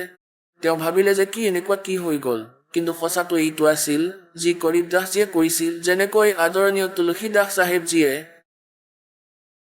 শ্ৰী ৰামচন্দ্ৰৰ ৰামায়ণ লাখ বছৰ আগতে যি ঘটনা ঘটিছিল, এতিয়া কলি যুগত এজ ইট ইজ লিখি দিলে ছপোৱাৰ মাধ্যমেৰে। আৰু সকলোৱে মানে এয়া, কিয়নো দিব্য দৃষ্টিৰ এটা ৰেঞ্জ থাকে। সেই তুলসীদাসৰ ৰেঞ্জ খুলি গৈছিল সেই সময়ত, দিব্য দৃষ্টি খোল খাই গৈছিল, আৰু পিছত যি ঘটিছিল সেয়া চলচ্চিত্ৰৰ দৰে সন্মুখলৈ আহি যায়। সকলো তুলসীদাস চাহেবজীয়ে লিখিছিল যি সঁচা আছিল। এনেকৈয়ে গৰীব দাস চাহেবজীয়ে, পৰমাত্মাই গৰীব দাস চাহেবজীৰ দিব্য দৃষ্টি খুলি দিছিল, জ্ঞান য়োগ খুলি দিছিল। अब वही जो लीलाएं काशी में घटी थी उसे अरबों खरबों वर्ष पहले सृष्टि जहाँ से प्रारंभ हुई वहां तक की रेंज मालिक की। কিয়নো এটা দূৰবীণৰো ৰেঞ্জ থাকে, দূৰদৰ্শীৰ। পৰমাত্মাই গৰীব দাসজীক যি ৰেঞ্জ দিছিল সেয়া সকলোতকৈ দূৰলৈকে চাব পৰা ৰেঞ্জ আছিল। গৰীব দাসজীয়ে যিবোৰ ঘটনা ঘটিছিল সেয়া চলচ্চিত্ৰৰ দৰে চাই সেইবোৰ ঘটনা কৈছিল। কি লিখা আছিল? शिव उतरे शिवपुरी से अवगत बदन विनोद, मैं के कमल खुशी बहे लिया ईस को गोदे। ভগৱানে যি সাধু ৰূপত থিয় হৈ আছিল, শিশুৰূপ পৰমাত্মাক কোচত লৈ ললে। नजर नजर से मिल गई किया ईस प्रणाम। যেতিয়া দুয়ো শক্তিৰ মাজত চকু মিলিল, তেতিয়া তেওঁৱে পৰমাত্মাক প্ৰণাম কৰিলে শিৱজীয়ে, আৰু কি ক'লে? धन मोमन धन पूरे ना ये धन काशी निकामे। এনে মহাপুৰুষ আহিল, তেওঁ চিনিব পৰা নাছিল শিৱজীয়ে এয়া কোন পুৰুষ হয়, কোন ভগৱান হয়। কিন্তু তেওঁৰ যি লীলা ছবি আৰু ভিতৰৰ তেওঁলোকৰ ওচৰত দিব্য দৃষ্টি থাকে, এইটো অৱশ্যে অনুভৱ হৈ গ'ল যে এওঁ বহুত পৰম শক্তি পৰম সিদ্ধ পুৰুষ হয়। এই ব্ৰহ্মা বিষ্ণু মহেশ্বৰতকৈ অন্য বহুতো সিদ্ধ আৰু বেলেগ বেলেগ প্ৰকাৰৰ শক্তি আছে। তেওঁলোকতকৈ বেলেগ আৰু ভাল সন্ত সাধু থাকে। তেওঁ ভাবিলে যে অন্য কোনো শক্তি হয় যাক আমিও নাজানো, তাৰ পৰাই কোনো অৱতাৰ আহিছে। ইয়াকে জানি তেওঁ ভগৱান শিৱয়ো প্ৰণাম কৰিলে। 7 बार चर्चा करी ये बोले बालक बेने, शिव को कर मस्तक धैर्या ल्या मोमन एक धैनु। এতিয়া 7 বাৰ কবিৰ চাহেবৰ বালক ৰূপ নৱজাত শিশু ৰূপত আৰু ভগৱান শিৱজী সাধু ৰূপত থিয় হৈ 7 বাৰ কথা বতৰা হ'ল, আৰু তাতেই থিয় হৈ চাই আছিলে দুয়ো স্বামী স্ত্ৰীয়ে। তেওঁলোকে ভাবি আছিল যে এই সাধুৰ ইমান ক্ষমতা আছে, মোৰ সন্তানে মাত দিলে অৱশ্যে মোৰ সন্তানক গাখীৰো খুৱাব। তেতিয়া শিৱই ক'লে কি মমিনৰ মূৰত হাত ৰাখি ক'লে যে তুমি ধন্য হয়, মমিন মানে মুছলমান। নিৰূপ ক'লে যোৱা, ধন্য হয় তুমি, তোমাৰ ঘৰত এনেকুৱা বালক আহিলে, এয়াতো পৰম শক্তি হয়, আৰু এই কাশীৰো ধন্য হ'ল য'ত এনেকুৱা সন্তৰ প্ৰকট হ'ল। 7 बार चर्चा करी बोले बालक बहने, शिव को कर मस्तक धरा ल्या मोमन एक धेनु ल्या धेन, अनव्यावर को दूहत है दूध दिया तत्काले। কুমাৰীক অবিবাহিতাক কুমাৰীয়ে গাখীৰ দিলে অতি শীঘ্ৰেই। पीवे बालक ब्रह्म गति ही ता शिव भये दयाले। এতিয়া ইয়াত স্পষ্ট লিখি দিলে যে কুমাৰী গাইৰ গাখীৰ খালে সেই বালকে, আৰু সেই পৰমাত্মাৰ সূক্ষ্ম বেদতো লীলাটো লিখা আছে के जाके संग बैल नहीं लागा, যে এজনী গাই লৈ আহা যাক বলদহে চোৱা নাই, সম্পূৰ্ণ আনটাচড। আৰু বেদে কয় যে ঋগ্বেদ মণ্ডল নম্বৰ 9 নম্বৰ 1 মন্ত্ৰ নম্বৰ 8 আৰু 9 স্পষ্ট কৰা আছে যে যেতিয়া সেই পৰমাত্মা আহে কুণ্ড ৰূপ ধাৰণ কৰে তেজস্বী। 3টা স্থিতিত তেওঁৰ ৰূপ আছে, তাৰে এটা স্থিতি য'ত শিশু ৰূপত প্ৰকট হৈছিল, সেই ৰূপত বালক ৰূপত প্ৰকট হৈ পৰমাত্মাৰ লালন পালন কুমাৰী গায়েৰে হৈছিল। এতিয়া আপোনালোকে শুনিলে জগতগুৰু তত্ত্বদৰ্শী সন্ত ৰামপাল গুৰু মহাৰাজৰ মংগল প্ৰবচন। আহক এতিয়া শুনো ভগতসকলৰ অনুভৱ, যিসকলে সন্ত ৰামপাল গুৰু মহাৰাজৰ প্ৰমাণিত জ্ঞানৰ পৰা প্ৰভাৱিত হৈ নাম দীক্ষা লৈ বহুতো লাভ প্ৰাপ্ত কৰিলে। নমস্কাৰ। সৎ চাহেব ছাৰ, কি নাম আপোনাৰ? মোৰ নাম মঞ্জু বৰ্মা হয়। মঞ্জু, আপুনি ক'ৰ পৰা আহিছে? মই গাঁও তহৰা, জিলা ৰায়পুৰ, ছত্তীশগড়ৰ। সন্ত ৰামপালদেৱ মহাৰাজৰ পৰা নাম দীক্ষা আপুনি কেতিয়া ল'লে? মই 9/9/18 সন্ত ৰামপালদেৱ মহাৰাজৰ পৰা নাম উপদেশ লৈছিলোঁ। সন্ত ৰামপালদেৱ মহাৰাজৰ পৰা নাম দীক্ষা লোৱাৰ আগতে আপুনি কি ভক্তি সাধনা কৰিছিল? সন্ত ৰামপালদেৱ মহাৰাজৰ পৰা নাম দীক্ষা লোৱাৰ আগতে মই সৰুৰ পৰাই সন্ত আচাৰাম বাপুৰ পৰাই নাম দীক্ষা, সৰস্বতী মন্ত্ৰৰ নাম দীক্ষা লৈছিলোঁ আৰু জপ কৰিছিলোঁ। আৰু তাৰ পাছত যেতিয়া ডাঙৰ হ'লোঁ, ক্লাছ 6লৈ গ'লোঁ, তাৰ পিছৰ পৰাই মই নৱৰাত্ৰিৰ উপবাস আৰম্ভ কৰিলোঁ। তাৰপিছত মই 2টা নৱৰাত্ৰি পালিছিলোঁ। তাৰপিছত মই আৰু ডাঙৰ হ'লোঁ। তাৰপিছত মোক ক'লে যে ঘৰত যি সমস্যাৰ সৃষ্টি হয় সেয়া উপবাস খাটিলে ঠিক হৈ যাব। তাৰপিছত মই আন ব্ৰতবোৰ ৰাখিবলৈ আৰম্ভ কৰিলোঁ।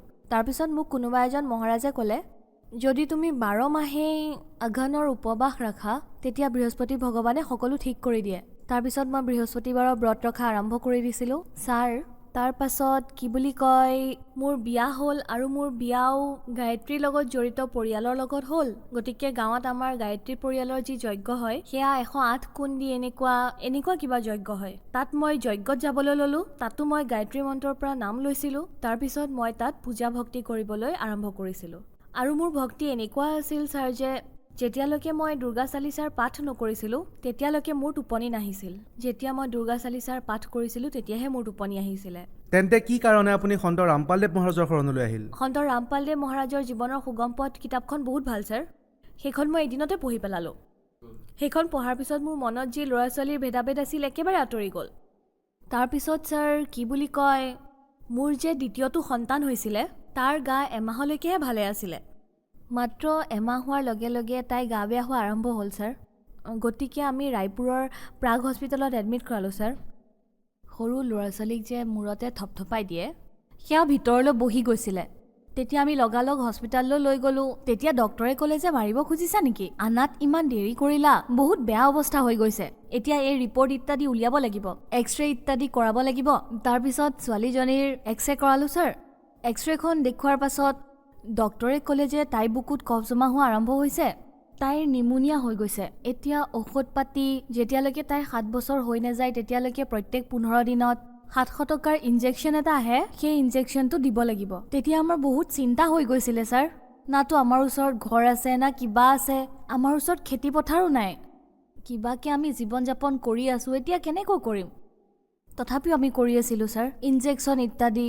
এতিয়া বাচ্চাটোৰ কপালত যি লিখা আছে, পৰমাত্মাই কপালত যি লিখিছে, আমি চাগে কেতিয়াবা আগৰ জন্মত কিবা ভুল কৰিছিলোঁ সেই বুলি ভাবি তাই চিকিৎসা কৰাই আছিলোঁ যে যিয়েই নহওক বাচ্চাটো ঠিক হৈ যাওক। তাৰপিছত এসপ্তাহৰ পিছত আমাক হস্পিটেলৰ পৰা যাবলৈ দিলে। তাৰপিছত যেতিয়াই ঘৰলৈ আনিলোঁ তেতিয়াই বমি হাগনি আৰু জ্বৰ আৰম্ভ হৈ গ'ল।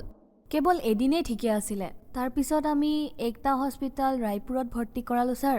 তাৰপিছত তাতো এসপ্তাহ ঠিকে আছিলে। তাৰপিছত ছুটি লৈ ঘৰলৈ আহিলোঁ, আকৌ বাচ্ছাটো আৰম্ভ হৈ গ'ল। তাৰপিছত আমি কি কৰিলোঁ, তাৰপিছত সংকল্প ল'লোঁ যে যেতিয়াই বাচ্ছাটো ঠিক হ'ব, যিহেতু দেৱীৰ আস্থা আছিল, মই ক'লোঁ এটা খাপৰিমানিত এগছি চাকিও জ্বলাইছিলোঁ। মোৰ ছোৱালীজনী মানে যেতিয়া সুস্থ হৈ যাব, মই আজীৱন চাকি জ্বলাম। মই প্ৰথমে 1-2 বছৰ জ্বলাইছিলোঁ। মা তাৰাণীয়ে যদি মোৰ ছোৱালীজনীক সুস্থ কৰি দিয়ে, তেন্তে মই যেতিয়ালৈকে জীয়াই থাকোঁ তেতিয়ালৈকে চাকি জ্বলায়ে থাকিম। যিহেতু মোৰ ল'ৰা নাই, তাইকে মই সকলো বুলি ভাবি জ্বলাম। এইটো কৰাৰ পিছতো যেতিয়া তাই ঠিক নহ'ল, তেতিয়া মই কি কৰিলোঁ, বৈদ্যসকলৰ ওচৰলৈ যাব ধৰিলোঁ। যি তান্ত্ৰিকৰ কথা কয় সেই তান্ত্ৰিকৰ ওচৰলৈ যাব ধৰিলোঁ। তথাপিও ঠিক হোৱা নাছিল। তাৰপিছত কোনোবাই ক'লে, ছাৰ তোমালোক মীৰা দাত্তাৰ ওচৰলৈ যোৱা, মানুহে হাৰ মানিলে মীৰা দাত্তাই সকলো কৰি দিয়ে। তাৰপিছত আমি তালৈ গ'লোঁ। এদিন দুদিনলৈকেতো ঠিকেই আছিল। তাৰপিছত আকৌ আৰম্ভ হৈ গ'ল সেই প্ৰব্লেম। তাৰপিছত আমি তাতে ৰুম লৈ থাকিবলৈ ধৰিলোঁ। তাতে আমি এসপ্তাহ ৰুম লৈ আছিলোঁ, চাদৰ দিছিলোঁ। সমান সমান ঘেঁহু জুখি যে দান দিয়া হয়, আমি ঘেঁহু ইত্যাদিও দান দিব ধৰিলোঁ মাজাৰত। তথাপিও মোৰ ছোৱালীজনী ভাল হোৱা নাছিলে। আমি হতাশ হৈ গৈছিলোঁ ছাৰ। আৰু তাৰপিছত যে মোৰ স্বামীৰ বন্ধু গুমান ভগতদেৱ, যিয়ে সন্ত ৰামপালদেৱ মহাৰাজৰ পৰা উপদেশ লৈছিল, তেওঁ আমাক ক'লে যে তিনদাৰ কুৰ্মী বৰ্ডিঙত সৎসংগ এখন আছে, আপোনালোক আহি যাব। যদি জ্ঞান বুজি পায় তেনেহ'লে লৈ ল'ব, নহ'লে আপোনালোকৰ যি ভাল লাগে তাকেই কৰিব। আপোনালোকে এবাৰ ইয়াত নাম লৈতো চাওক, ইয়াত সকলোবোৰ ঠিক হৈ যাব বুলি ক'লে। সন্ত ৰামপালদেৱ মহাৰাজৰ সৎসংগ শুনিবলৈ তিনটা বৰ্ডিঙত যি সৎসংগ হৈছিলে, আমি তালৈ গ'লোঁ। গতিকে তাত আমাৰ ভগতদেৱে নাম ল'ব বিচাৰিছিলে। তেতিয়া মই ভাবিলোঁ যে মোৰ ছোৱালীজনী ভাল হৈ যায় যদি, তেতিয়াহে মই নাম ল'ম। মোৰ স্বামীয়ে নাম লোৱাৰ পিছত যদি মোৰ ছোৱালীজনী ভাল হৈ যায়, তেতিয়াহে নাম ল'ম। যোৱাৰ পিছত তাত সৎসংগ হৈ আছিল। তাৰপিছত সৎসংগলৈ গৈ আমি দুয়োজনে সন্ত ৰামপালদেৱ মহাৰাজৰ পৰা নাম উপদেশ ল'লোঁ। সৎসংগলৈ যোৱাৰ পিছত মই কৈছিলোঁ যে মোৰ স্বামীয়ে নাম লোৱাৰ পাছত যদি মোৰ ছোৱালীজনী ভাল হৈ যায়, তেতিয়াহে মই নাম ল'ম। তাৰপিছত তালৈ যোৱাৰ পিছত মই সৎসংগ শুনিলোঁ, আৰু সৎসংগ শুনি মোৰ ভাল লাগিল। তেতিয়া ভগতদেৱসকলে তাত চৰ্চা কৰি আছিল যে মোৰ ল'ৰাটো গৈ থাকোঁতে সন্মুখৰ পৰা এখন ট্ৰাক আহি আছিল, কিন্তু পৰমাত্মাই তাক বচালে। এনেকৈয়ে ভগতদেৱসকলে চৰ্চা কৰি আছিলে। আৰু চৰ্চা শুনি মোৰ এনেকুৱা লাগিল যে যদি এওঁলোকৰ সন্তানক বচাব পাৰে পৰমাত্মাই, মোৰ সন্তানক কিয় বচাব নোৱাৰিব? ময়ো নামদান লৈ লওঁ। গতিকে আমি দুয়োজনে নামদান লৈ ল'লোঁ। তেওঁ ক'লে যে তুমি পৰমাত্মাক প্ৰাৰ্থনা জনোৱা, তেওঁ সকলো ঠিক কৰি দিব। তাৰপিছত আমি গুৰুদেৱ সন্ত ৰামপালদেৱ মহাৰাজক প্ৰাৰ্থনা জনালোঁ। যেতিয়া আমি প্ৰাৰ্থনা জনালোঁ ছাৰ, মোৰ ছোৱালীজনী বেমাৰ ভাল হৈ গ'ল। সন্ত ৰামপালদেৱ মহাৰাজৰ পৰা নাম দীক্ষা লোৱাৰ পিছত কিবা লাভ পালেনে? হয় ছাৰ, আমি বহুত লাভ পাইছোঁ। পৰমাত্মাই অগণন লাভ দিছে। তাৰ ভিতৰত মোৰ মূৰত আগতে বিষ আছিলে ছাৰ। যেতিয়াই মোৰ মূৰৰ বিষ আৰম্ভ হৈছিলে, তেতিয়াই মই চকুৰ সন্মুখত ক'লা ক'লা দেখি গৈছিলোঁ, একো দেখা নাপাইছিলোঁ। তাৰ লগতে মোৰ বমিও আৰম্ভ হৈ গৈছিল, মই একো খাব নোৱাৰিছিলোঁ। তাৰপিছত যেতিয়া গাঁৱৰ ওচৰৰ ডক্টৰৰ ওচৰলৈ গৈছিলোঁ, তেতিয়া ডক্টৰে কৈছিলে যে তুমি 2-3 দিনতে আহা, ইনজেকশ্যন দিওঁ ভাল হৈ যায়। কি কৰোঁ, ইমান মেডিচিন দিছোঁ তোমাক, তথাপিও তোমাৰ ঠিক হোৱা নাই। তেতিয়া মোৰ ভগতদেৱে ক'লে যে ব'লা তোমাক বাহিৰলৈ লৈ যাওঁ। তেতিয়া মোৰ ভগতদেৱে উৰিষ্যাম খৰিয়াত ৰোড তাৰে ডক্টৰৰ ওচৰলৈ নিলে। তাত ক'লে যে মোৰ মূৰৰ বিষ হয় আৰু চকুৰ আগত এন্ধাৰ এন্ধাৰ দেখা পাওঁ, আৰু ক'লে যে বমিও হৈ যায় মোৰ। তেতিয়া ডক্টৰে ক'লে যে তোমাৰ যে মূৰৰ বিষ, বমি, এন্ধাৰ এন্ধাৰ দেখা পোৱা, এইবোৰ ব্ৰেইন টিউমাৰৰ চিন হয়। চিটি স্কেন কৰাই লওক, নহ'লে আপোনাৰ মগজু ফাটি যাব। ব্ৰেইন টিউমাৰ লাহে লাহে ভিতৰতে ডাঙৰ হৈ যায়। তাৰপিছত আমি কান্দিবলৈ ধৰিলোঁ যে ছাৰ, আমাৰ ওচৰততো ইমান পইচা নাই, মোৰ চিটি স্কেন কেনেকৈ কৰাম, কেনেকৈ মোৰ চিকিৎসা কৰাম, আমাৰ স্থিতি বহুত বেয়া হৈ গৈছে। তেওঁ যেতিয়া ক'লে মোৰ মূৰত ব্ৰেইন টিউমাৰ আছে, তেতিয়া মই আৰু ভগতদেৱে চিন্তা কৰিবলৈ ধৰিলোঁ যে আমাৰ ওচৰতো ইমান পইচা নাই যে চিটি স্কেন কেনেকৈ কৰাম আৰু চিকিৎসা কেনেকৈ কৰাম। সদগুৰু সন্ত ৰামপালদেৱ মহাৰাজৰ শৰণলৈ অহাৰ পিছত পৰমাত্মাক প্ৰাৰ্থনা জনালোঁ, আৰু তেতিয়াই তেওঁৰ আদেশ আহিল যে কবিৰ পৰমাত্মাই দয়া কৰিব আপোনাক, আপুনি ভক্তিৰ মৰ্যাদাত থাকক আৰু ভক্তি কৰক। তাৰপিছত মোৰ মূৰৰ বিষ ভাল হৈ গ'ল। ছাৰ, যি কাৰণে আমি নাম লৈছিলোঁ মোৰ ছোৱালীজনী, গতিকে তাইৰ পৰমাত্মা সন্ত ৰামপালদেৱ মহাৰাজক প্ৰাৰ্থনা জনোৱাৰ পাছত তাইৰ নিমুনিয়া আছিল, সেয়া ভাল হ'ল। গতিকে পৰমাত্মাৰ দয়াত আমাৰ যি ডাঙৰ খৰচ আছিলে, আমি যে গোটেই জীৱনটো ইনজেকশ্যন দিব লাগিব বুলি কৈছিলে, 7 বছৰলৈকে আৰু খোৱা বোৱাও বাছি দিবলগীয়া হৈছিল, তাৰ পৰা পৰমাত্মাই আমাক মুক্তি দিলে। এতিয়া মোৰ ছোৱালীজনীয়ে নাম উপদেশ লৈছে, তাইৰ 4 বছৰ হৈছে, তাইও পৰমাত্মাৰ ভক্তি কৰিব ধৰিছে। আমি চিকিৎসা কৰাওঁতে কৰাওঁতে আমাৰ বহুত ধাৰ হৈ গৈছিলে। গতিকে মোৰ ভগতদেৱে 2 লাখ টকা বেংকৰ পৰা লোন লৈছিলে। যেতিয়া বেমাৰ হ'ল তেতিয়া আমাৰ 50,000 টকা খৰচ হ'ল, হাতত 1.5 লাখ টকা বাকী আছিলে। তাৰপিছত কি হ'ল, আমি যেতিয়া পৰমাত্মাৰ শৰণলৈ আহিলোঁ, আমি বেংকৰ ঋণ মৰাৰ কথা ভাবিলোঁ। আমি যেতিয়া বেংকলৈ গ'লোঁ তেতিয়া ছাৰ বেংকৰ মেনেজাৰে ক'লে যে আপোনালোকৰ যি পে' ফিজ আৰু যি সুত আছে সেয়া মিলাই আপোনালোকৰ পইচা 2 লাখ হৈ গ'ল বুলি ক'লে। তাৰপিছত তাতে মোৰ ভগতদেৱ, যি মোৰ স্বামী আৰু আমি দুয়োটাই পৰমাত্মাক সন্ত ৰামপাল দেৱ মহাৰাজক প্ৰাৰ্থনা জনালোঁ যে হে মালিক, আমি এতিয়া আৰু একো কৰিব নোৱাৰোঁ, যি কৰিব এতিয়া আপুনিয়ে কৰিব পাৰিব। আমাৰ আৰ্থিক আমদানি আপুনি জানে, আপুনি দিব পাৰিব দাতা, আপুনি যি কৰিব ভালেই কৰিব। যেতিয়া আমি প্ৰাৰ্থনা কৰিলোঁ ছাৰ, বেংক মেনেজাৰে ক'লে যে যিহেতু আপোনালোকৰ ইমান সমস্যা হৈছে বুলি কৈছে, বেংক মেনেজাৰৰ ওচৰত ইমানখিনি পাৱাৰ থাকে যে আপোনালোকৰ পইচা আধা কৰাব পাৰিম। পৰমাত্মা সন্ত ৰামপাল দেৱ মহাৰাজৰ দয়াত আমাৰ যি 2 লাখ টকাৰ লোন আছিলে সেয়া 1 লাখহে দিবলগীয়া হ'ল। এইটো এটা লাভ হ'ল। তাৰপিছত ছাৰ আমাৰ ওচৰত ঘৰ নাছিলে, আমাৰ যি ঘৰ আছিল সেয়া ভঙা চিঙা আছিল। এনেকুৱা স্থিতি আছিল যে গাঁৱৰ সকলোৱে হাঁহে যে ছালখন ভাঙি গ'লেও লগাব নোৱাৰে, ঘৰ ক'ৰ পৰা বনাব। যেতিয়া আমি মালিকক প্ৰাৰ্থনা জনাইছিলোঁ পৰমাত্মা সন্ত ৰামপাল দেৱ মহাৰাজক যে পৰমাত্মা আমাৰ ওচৰত ঘৰ নাই, আমি কেনেকৈ থাকিম, আমাক ঘৰ বনাবলৈ দিয়ক, তেতিয়া পৰমাত্মাই ক'লে পুত্ৰ ভক্তি কৰা, পৰমাত্মাই সকলো কৰিব। পৰমাত্মাৰ দয়াত আমাৰ গাঁৱত বহুতো বিবাদ আছিল আমাৰ মাটিক লৈ, তথাপিও আমি মাটিখিনি পালোঁ। তাৰপিছত ঘৰৰ কাম আমি আৰম্ভ কৰি দিলোঁ, বস্তু পেলোৱাৰ। ছাৰ মোৰ ওচৰত কাম কৰা মানুহক দিবলৈ পইচা নাছিলে, 3,000 টকা। তেতিয়া মই প্ৰাৰ্থনা জনালোঁ ছাৰ, দিনটো মই প্ৰাৰ্থনা কৰি থাকোঁ যে পৰমাত্মা গধূলি মই কি দিমনো, গধূলিতো পইচা খুজিব। ঘৰৰ আলমাৰীত ছাৰ মই বস্তুবোৰ ৰাখিছিলোঁ, ৰেচন পাতি। যেতিয়া মই গধূলি তাৰ পৰা বস্তু উলিয়াবলৈ গ'লোঁ, সেই বস্তুৰ মাজত পৰমাত্মাই 3,000 টকা থৈ গৈছিলে ছাৰ। এইদৰে পৰমাত্মাই মোক আৰ্থিক লাভ দিছিলে ছাৰ। আৰু আন এটা লাভ এইটো হ'ল ছাৰ, যি মোৰ মা আছে, যেতিয়া মই জন্ম হোৱা নাছিলোঁ তেতিয়াৰ পৰাই মোৰ মায়ে ইয়াতে যে ফেক্টৰীবোৰ আছে, টুথপেষ্টৰ ফেক্টৰীবোৰ, তাতে কাম কৰিবলৈ গৈছিলে। তেওঁ নিচা কৰিছিলে। তেতিয়া মই কৈছিলোঁ যে মা এইবোৰ এৰি দিয়ক, গুৰুদেৱে মানা কৰিছে, এইবোৰ বেয়া কথা। মায়ে কৈছিলে নহ'ব পুত্ৰী। তেতিয়া মই ক'লোঁ যে আমাৰ পৰম পূজ্য ৰামপাল দেৱ মহাৰাজৰ নাম লোৱাৰ পাছত নিচা আৰু বেমাৰ সকলোবোৰ ঠিক হৈ যায়। আমি যিহেতু ইমান বিপদৰ পৰা বাচিছোঁ, আপুনি কিয় নাবাচিব। মোৰ মায়ে যেতিয়াই নাম ল'লে ভগতদেৱ, তেতিয়া তেওঁ নিচা কৰিব এৰি দিলে। তেওঁ পাহৰিয়ে গ'ল যে তেওঁ যে কেতিয়াবা নিচা কৰিছিল। আৰু এটা লাভ হ'ল যে আমাৰ প্ৰেত বাধা আছিলে ঘৰত, আৰু আমাৰ ঘৰত যদি পইচা ৰাখোঁ, আলমাৰীত যদি অলপো পইচা ৰাখোঁ, সেয়া চুৰ হৈ গৈছিলে, নিজে নিজে নোহোৱা হৈছিলে, সোণ ৰূপো নোহোৱা হৈ গৈছিলে।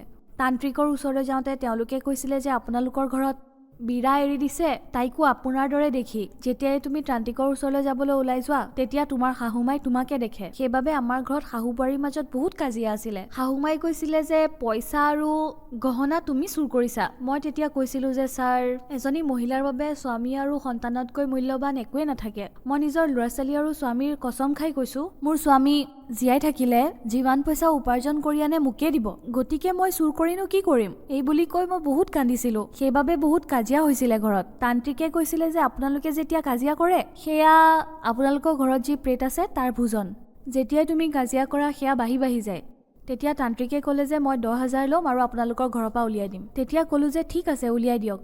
তেতিয়া তেওঁ ছাৰ ৰাতি আহিলে, উলিয়ালে, ক'লে যে সেয়া আপোনালোকৰ ঘৰত বহুত আগৰ পৰাই আছিলে, যেতিয়া বিয়া হৈছিলে 3 মাহৰ পৰাই আছিল। ইয়ে আপোনাক সমস্যা দি আছিলে, ইয়ে আপোনাৰ শৰীৰতো অশান্তি দি আছিলে। মোৰ যে ডাঙৰ ছোৱালী, তাইৰো মূৰত প্ৰেত বাধাৰ কাৰণে সমস্যা হৈ আছিল, ভগতদেৱৰ মূৰতো সেই প্ৰেতেই সমস্যা দি আছিল। মোৰ মূৰতো যেন মোৰ মূৰটো পাক খাই গৈছে, এনে বিষ আছিল ছাৰ। গতিকে মই একো কৰিয়ে ভাল পোৱা নাছিলোঁ। তান্ত্ৰিকৰ ওচৰলৈ গৈ গৈ ভাগৰি গ'লোঁ। মিৰতা তালৈ গৈ ভাগৰি পৰোঁ, মুছলমানসকলৰ দৰগাহলৈ গৈ ভাগৰিলোঁ। তাৰপিছত আমি সন্ত ৰামপাল দেৱ মহাৰাজৰ শৰণলৈ আহি প্ৰাৰ্থনা জনালোঁ। নাম দীক্ষা লোৱাৰ পাছত আমাৰ ঘৰৰ পৰা প্ৰেত বাধাও দূৰ হৈ গ'ল। পৰমাত্মাৰ দয়াত আমি এতিয়া ঘৰত সুখেৰে আছোঁ। সন্ত ৰামপালদেৱ মহাৰাজৰ পৰা নাম দীক্ষা লোৱাৰ পিছত আপোনাৰ বহুত লাভ হ'ল। গতিকে যিসকল দৰ্শকে আপোনাক আজি টিভিত চাই আছে তেখেতসকলক আপুনি কি ক'ব বিচাৰিব? যিসকল দুখত আছে তেওঁলোকক মই এইটোৱে ক'ব বিচাৰিম যে কাৰণ মই যি স্থিতিৰ পৰা আহিছোঁ সেয়া স্থিতি হয়তো বহুতজনে হয়তো এতিয়াও পাৰ কৰি আছে। কাৰোবাৰ প্ৰেত বাধা হ'ব পাৰে, আন সমস্যা হ'ব পাৰে, অথবা আৰ্থিকভাৱে বহুত সমস্যা হ'ব পাৰে। আপোনালোকে হয়তো বহুত পূজা কৰি আছে কিন্তু একো ঠিক হোৱা নাই। গতিকে ইয়াৰ বাবে পৰমাত্মাই কৈছে, তুম কন ৰাগ কা জপতে জাপম তিৰছে কাটে না তিনো তাপম। আপুনি কোন ৰামৰ ভক্তি কৰি আছে, আপোনাৰ বাধা বিঘিনি কাটিব পৰা নাই, তেনেহ'লে আপুনি আদি ৰামৰ শৰণ গ্ৰহণ কৰিব লাগিব। আদিৰামৰ শৰণলৈ আহিবলৈ আপুনি সন্ত ৰামপালদেৱ মহাৰাজৰ শৰণলৈ আহিব লাগিব। সন্ত ৰামপালদেৱ মহাৰাজৰ পৰা নাম দীক্ষা কেনেকৈ ল'ব পাৰি? সন্ত ৰামপালদেৱ মহাৰাজৰ পৰা দীক্ষা ল'বৰ বাবে টিভি চেনেলত সৎসংগ আহে, তাতে হালধীয়া শাৰী এটা আহে, তাতে নামদান কেন্দ্ৰৰ নাম্বাৰ দিয়া থাকে। তাতে যদি ফোন লগাই তেন্তে আপোনাৰ ওচৰত থকা নামদান কেন্দ্ৰটোৰ বিষয়ে আপুনি গম পাব, য'ৰ পৰা আপুনি নাম উপদেশ প্ৰাপ্ত কৰি নিজৰ জীৱনৰ কল্যাণ কৰাব পাৰে। ধন্যবাদ। সৎ চাহেব। সন্ত ৰামপাল গুৰু মহাৰাজ হৈছে এনে এজন মহাপুৰুষ যিজনে নিজৰ সত্য ভক্তি, তত্ত্বজ্ঞান, কৰোণা আৰু সেৱাৰ বলত সমাজত এক নতুন আদৰ্শ বলবৎ কৰিছে। সন্ত ৰামপাল গুৰু মহাৰাজৰ নেতৃত্বত তেওঁৰ সকলো সৎলোক আশ্ৰমে কৰা বিস্ময়কৰ সমাজ কল্যাণমূলক কামে সমাজখনক সোণালী ভৱিষ্যতৰ এক নতুন আশা দেখুৱাইছে।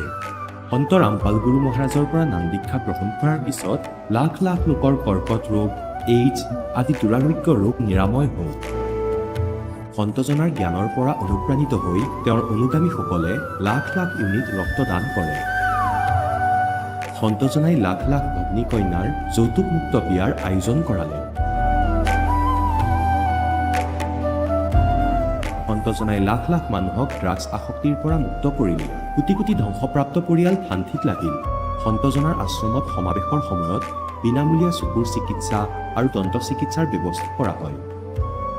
সন্ত ৰামপাল গুৰু মহাৰাজৰ দ্বাৰা পৰিৱেশ সুৰক্ষাৰ উদ্দেশ্যে সময়ে সময়ে বৃহৎ পৰিসৰত বৃক্ষৰোপণ কৰা হয়। সন্তজনাই আৰ্তজনক তাৎক্ষণিক সকাহ দিবলৈ এম্বুলেন্স সেৱা আৰম্ভ কৰিছিল। সন্তজনাই তেওঁৰ অনুগামীসকলক তেওঁলোকৰ শৰীৰ দান কৰিবলৈ অনুপ্ৰাণিত কৰে, যাতে মানৱতাৰ সেৱা আৰু চিকিৎসা ক্ষেত্ৰত উন্নতি কৰিব পৰা যায়।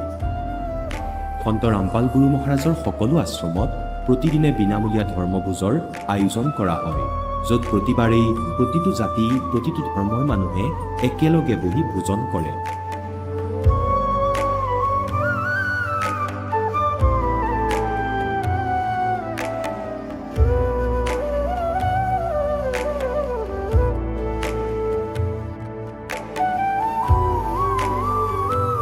সন্ত ৰামপাল গুৰু মহাৰাজৰ আশ্ৰমত সহস্ৰাধিক বৃদ্ধ বৃদ্ধাই শ্ৰদ্ধা আৰু মৰমেৰে জীৱন যাপন কৰাৰ সুযোগ পায়। তেওঁলোকৰ থকা খোৱাৰ আৰু স্বাস্থ্যৰ সম্পূৰ্ণ দায়িত্ব সন্ত ৰামপাল গুৰু মহাৰাজে বহন কৰে। অনাথ শিশুৰ বাবে সন্ত ৰামপাল গুৰু মহাৰাজৰ সকলো আশ্ৰম বিশেষ বৰদানতকৈ কম নহয়, য'ত তেওঁলোকক শিক্ষা, সংস্কাৰ আৰু ভৱিষ্যতৰ বাবে উন্নত সুবিধা প্ৰদান কৰা হয়।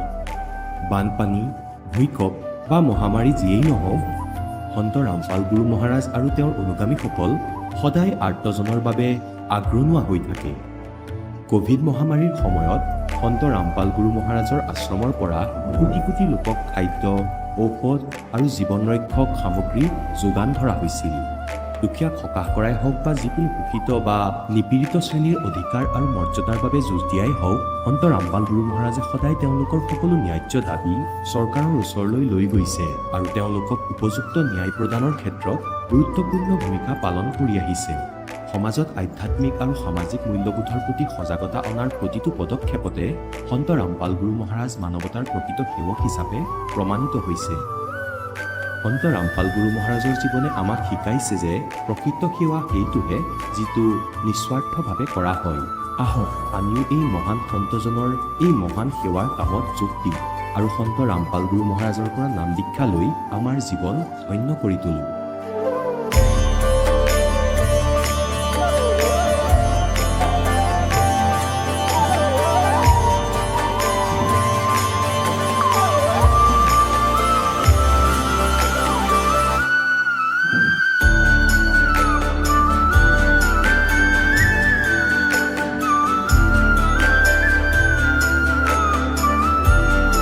আপোনালোকক পৰিয়ালৰ সৈতে সৎলোক আশ্ৰমলৈ আন্তৰিকতাৰে আমন্ত্ৰণ জনোৱা হয়।